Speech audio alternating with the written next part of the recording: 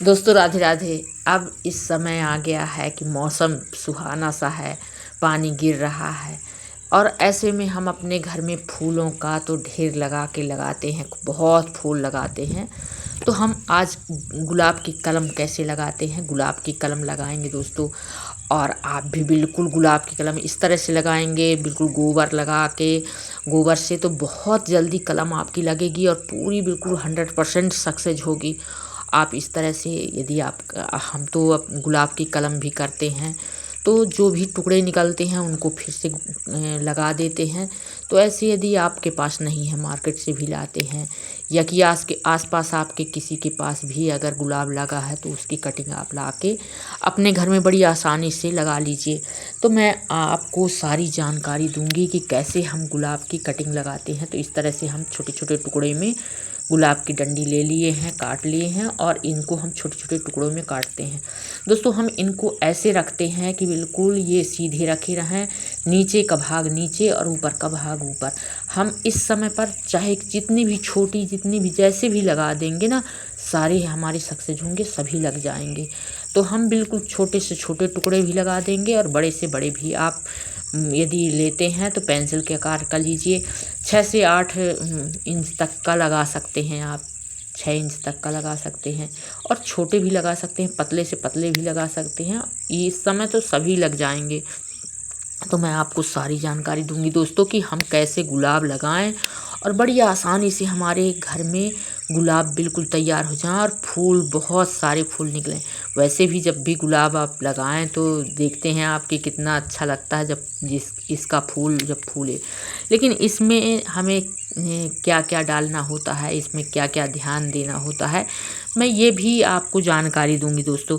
गुलाब के पत्ते को स्वस्थ रखने के लिए कैल्शियम की ज़रूरत होती है। हमको ढेर सारे फूल लेने की के लिए हम क्या क्या इसमें डालते हैं, कैसे इसको हम तैयार करते हैं, तो हमें ये बहुत सारे चीज़ों की जानकारी हमको होनी चाहिए कि हम गुलाब में जो यदि हम लगाते हैं तो हम इसमें क्या क्या डालें। दोस्तों हम इसमें मैं कुछ फर्टिलाइज़र आपको बताऊंगी कि हम इसमें यदि गुलाब हम लगा लिए हैं काट के इस तरह तो हम लगाएंगे। लेकिन फिर मैं ये भी बताऊंगी आप इसमें कौन सा फंगिसाइड लगाएंगे, आप क्या इसमें लगाएंगे कि ये बहुत जल्दी लगेगा। आप गोबर से बहुत जल्दी तैयार, गाय के गोबर लगा के ना दोस्तों बहुत जल्दी तैयार कर सकते हैं आप। तो मैं ये सारी जानकारी आपको दूंगी कि कैसे हमें तैयार करना है। लेकिन इसके साथ साथ मैं ये भी बताना चाहूँगी, आपको बताऊंगी कि हम कौन कौन से फर्टिलाइज़र अपने खूब जो फूल हैं, गुलाब के फूल लेने के लिए हम कौन कौन से फर्टिलाइज़र लें। तो मैं ये देखिए, मैं बिल्कुल बड़ी कंजूसी के साथ में छोटे छोटे टुकड़े भी मैं काट के लगा दूंगी कि खूब सारे मेरे लग जाएं और भी फूल लग जाएं। तो दोस्तों पहला हम इसमें केले के छिलके का, यदि हमारे पास केला है, ये बहुत अच्छा फर्टिलाइज़र होता है। केला का छिलका हम सुखा के रख लेते हैं और उसे पीस करके हम 1 चम्मच अपने पौधे में डाल देते हैं। इसमें दोस्तों पोटेशियम और फास्फोरस बड़ी मात्रा में होता है और हमारे गुलाबों के लिए तो यही चाहिए। तो हम ऐसी चीज़ अपने बिल्कुल जो खाने के लिए लाते हैं हम उसको फेंकें नहीं और बड़ी आसानी से हम रख लें और उसको अपने पौधों में डालें। तो आप यदि आप केला खा रहे हैं तो केला को फेंकिए नहीं, आप रख लीजिए और अपने गुलाब में फिर पौधे में आप डालिए सुखा के। तो पहला तो आप केले के छिलके रख लीजिए।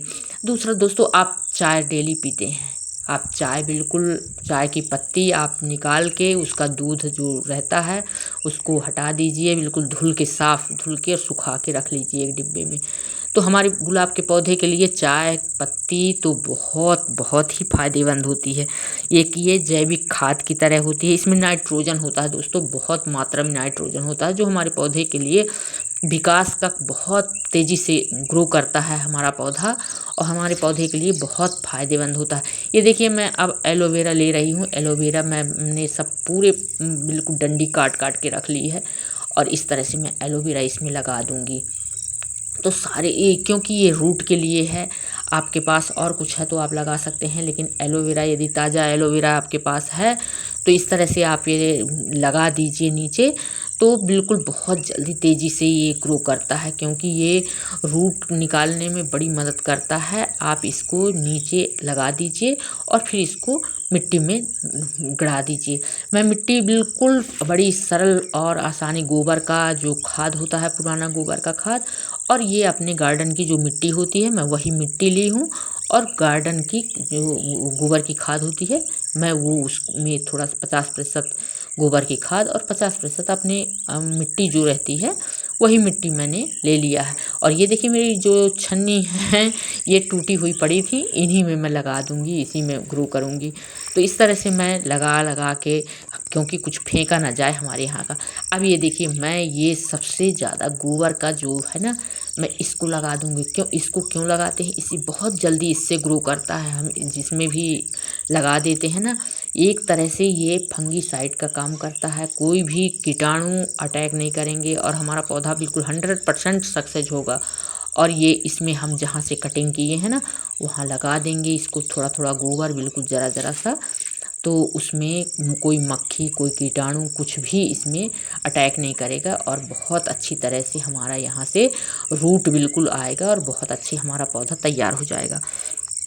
तो दोस्तों हम इसमें पूरे उसमें लगा देते हैं। ये देखिए मैं लगा रही हूँ, तो ज़रा ज़रा सा आप लगा दीजिए। और इस समय तो हम गोबर कहीं भी साधारण मिल जाता है, आप जहाँ जहाँ भी मिल जाए आपको ज़रा सा गोबर, तो उसको आप लगा सकते हैं। दोस्तों तीसरा है प्याज।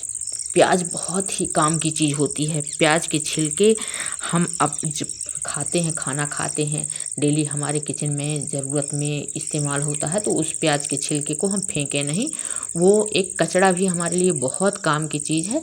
उस प्याज के छिलके को हम रख लें और उसे हम बिल्कुल अपने पौधे में, पानी में उसको फुला के रख दें और फिर उसका पानी इसमें डालें। दोस्तों यह मिट्टी में नमी बना के रखता है।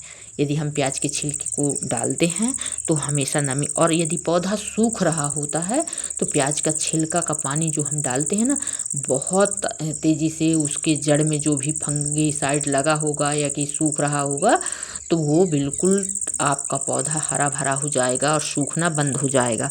तो इस तरह से हम प्याज का इस्तेमाल करते हैं और सूखने से हमारे पौधे को बचा लेता है। तो हम प्याज का ज़रूर इस्तेमाल करें, प्याज के छिलके को फेंकें नहीं। अब हम तीसरा बताते हैं दोस्तों, नीम खली। नीम खली हमारे पौधे के लिए बहुत ही ज़रूरी चीज़ है। नीम खली एक फंगल, जो हमारे पौधे में यदि कोई फंगल लगता है, यदि कोई फंगस आता है, उसके लिए बहुत